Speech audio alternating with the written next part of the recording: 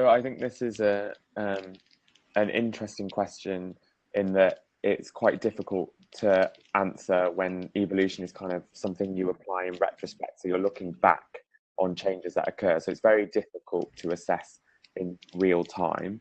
And that means that some people will argue that humans aren't evolving. I remember David Attenborough did an interview when he was doing one of his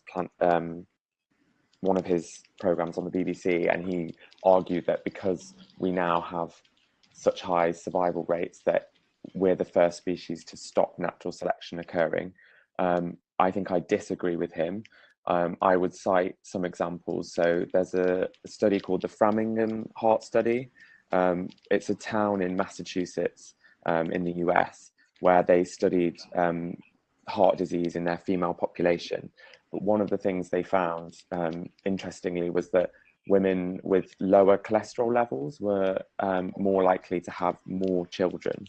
And therefore, the population was slowly lowering its cholesterol levels. And they looked over 3 generations from 1948.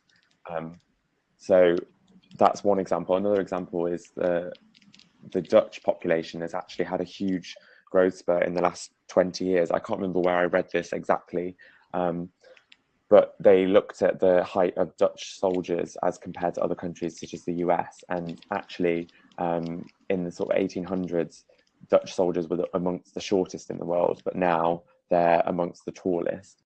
And the reason that this is kind of a cultural element in that Dutch women are more likely to select taller men to have children with, and that's what's led to this change. So I think where the issue comes is people see evolution in animals as a fight for survival, and that has kind of ended in a lot of human populations.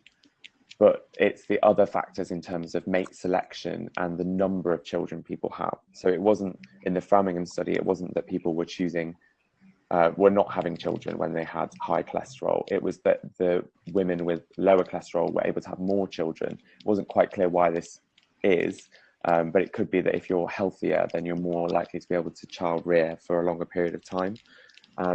So I think we have to apply a slightly different perspective, and certainly human evolution is very different to that of most other animals on the planet now, but it is certainly still occurring. And then in terms of applying a sort of lateral thinking approach, I think there's a lot of ethical issues that come into human evolution now because we're able to modify the genome. So I think in China, they've used CRISPR already on a number, I think it's something like 86 different trials where they've modified the genome of cancer patients. So at the moment, people aren't modifying embryos, but it certainly is a logical progression. And I think we have to consider, once we can determine our own evolution,